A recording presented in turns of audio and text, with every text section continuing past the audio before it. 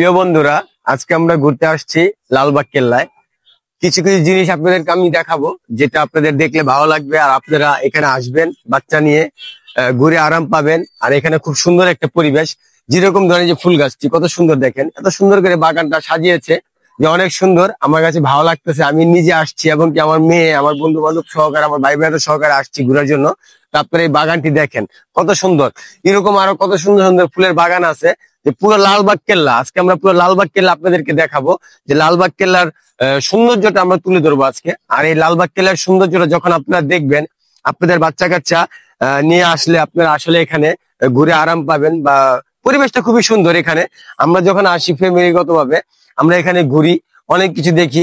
কারণ মোগল সম্রাটের আমলে যখন এই লালবাগ কেল্লাটি আরো সুন্দর ছিল, তো এখন আসলে কালারটা একটু ডিসকালার হয়ে গেছে। তো আমরা চেষ্টা করব যে এই লালবাগ কেল্লার পুরো দৃশ্যটা আপনাদেরকে তুলে ধরার জন্য। আর আমরা এই লালবাগ কেল্লার সৌন্দর্যটা তুলে ধরবো আজকে। এই সৌন্দর্যটা আপনারা দেখবেন, দেখে যদি ভালো লাগে অবশ্যই আপনারা ফ্যামিলিগত ভাবে আপনার পুরো ফুল ফ্যামিলি নিয়ে আপনি লালবাগ কেল্লা আসবেন। আর লালবাগ কেল্লায় এসে পুরো লালবাগ কেল্লার সৌন্দর্যটা আপনারা উপভোগ করবেন। উপভোগ যখন করতে পারবেন তখন আপনাদের কাছে ভালো লাগবে। এই বিষয় নিয়ে আজকে আমরা আমাদের ভিডিও, আমাদের কন্টেন্ট ক্রিয়েটর তৈরি করবো।